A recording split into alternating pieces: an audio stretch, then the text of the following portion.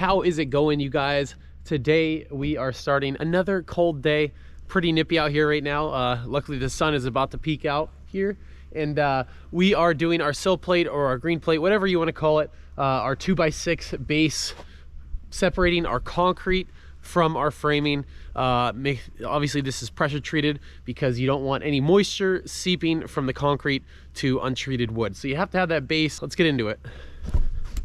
All right, so we just got our foundation marked out. From the outside in, we pulled 5 3/8 both ways and all the way around. So we're gonna chalk it now. We're using a bold chalk line to make it easier to see when we're putting our plate down.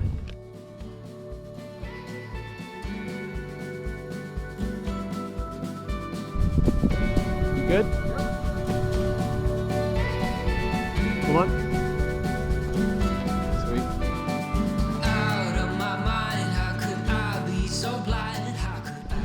So we're going along pretty good here on the plate. Right here, I just cut our plate to length on this, and we obviously have a chalk line. So what you're gonna do is throw it all the way up to the edge of your last plate, and that'll be flush with the wall over there. And you're just gonna use your speed square and trace a line basically to the, which is gonna be your gap for the center of your anchor right there. So do that on both or all of them within your plate.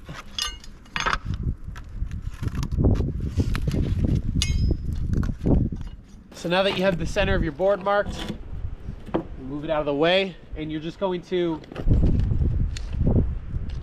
pull a measurement from your line on the inside to the center of your bolt. And then we're gonna mark that in the center of our bolt on the wood, and then just drill the hole for it. We're using just a spade bit to get that done.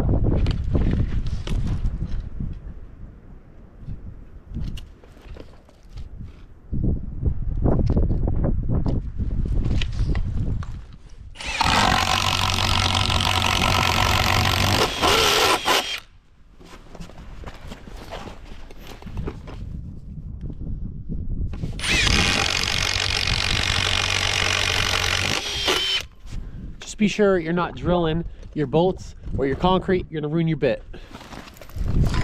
So you can do this either way. You can throw it down over your bolts, or what I like to do is just put it on your board.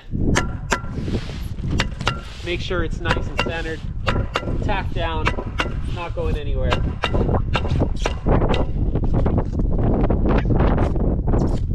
Man, won't fly away on you. It's a little windy out here today, so yeah, I think if we went the other way, we'd be chasing this stuff all over the property.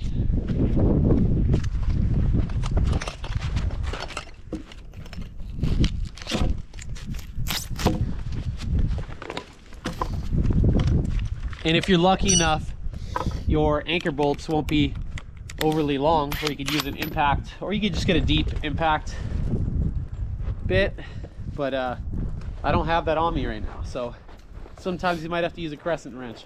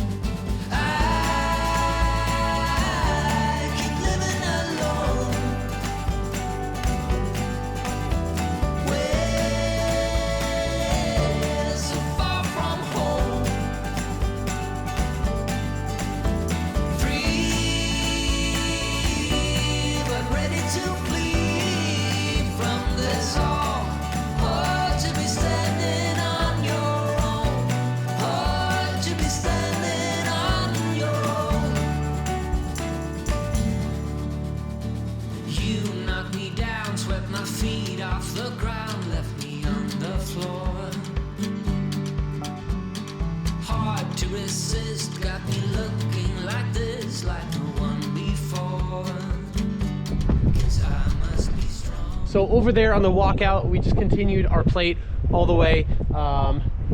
It's not really that necessary, but we'll just put a header, tuck it right up to that doesn't necessarily need to be pressure treated in that section, but it's easiest to just do it a continuous piece.